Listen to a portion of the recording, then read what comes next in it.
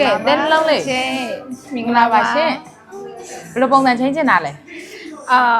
အပေါ်ဦးပြီးပေါင်းလေးလုပ်ပြီးတော့အောက်ပေါ်မှာလေးစီပက်လေးလုပ်ချင်တာ ဟောစီပက်လေးလောက်ချင်ပိုလှသွားရင်နော်ပိုလှသွားရင်ရောပိုလှသွားမှာပိုငဲ့သွားမှာအဲ့ဒါကိုလက်ခံနိုင်လား ကျေးဇူးတင်ရပါ လက်ခံနိုင်တယ်ဟုတ်ပြီအဲ့ဒါဆိုရင်အလှဆုံးငါညီမလေးကိုချိန်ပေးမယ်နော် ဟုတ်ကဲ့ပါ ရှေ့ကတော့တဲလေးဘတာဖလိုင်းနဲ့မလိုက်ဘူး ဟုတ် နော်ဟုတ်အမအတဲနဲ့လိုက်တဲ့ပုံစံမျိုးလေးကိုလိုမျိုးလေးတွယ်လေးပေါ့နော်မျက်နှာတွယ်လေးပုံစံမျိုးလေးလုပ်ပေးမယ်ဒီရထက်ကတော့မီးအောင်လောက်ထိယူလိုက်မယ်နော်ဟုတ် ပုံတော့ပြန်သွင်းစရာမလို ပုံကပြန်သိစရာမလိုဘူးလေ ဟုတ်အဓိကဘာလို့လဲဆိုတော့ပုံမသွင်းစင်တော့လို့လေအားကြောင့်မလို့ โอเคအဲ့ဆိုရင်အိမ်မှာခေါင်းလျှော်ပြီးတော့လေမှုတ်လိုက်တာနဲ့အဲ့လိုကိုယ်လေးထွက်လာတဲ့ပုံစံမလုပ်ပေးမယ်ဟုတ်နော်အဲ့ဆိုအခုပဲဆိုင်ရအောင်နော် လုပ်လိုက်မယ်လေလုပ်လိုက် โอเค哦，算了吧，就这样忘了吧，该放就放，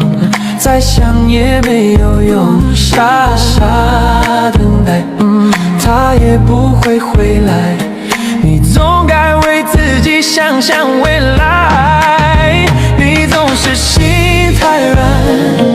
心太软，独自一个人流泪到天亮。你无怨无悔的爱着那个人，我知道你根本没那么坚强。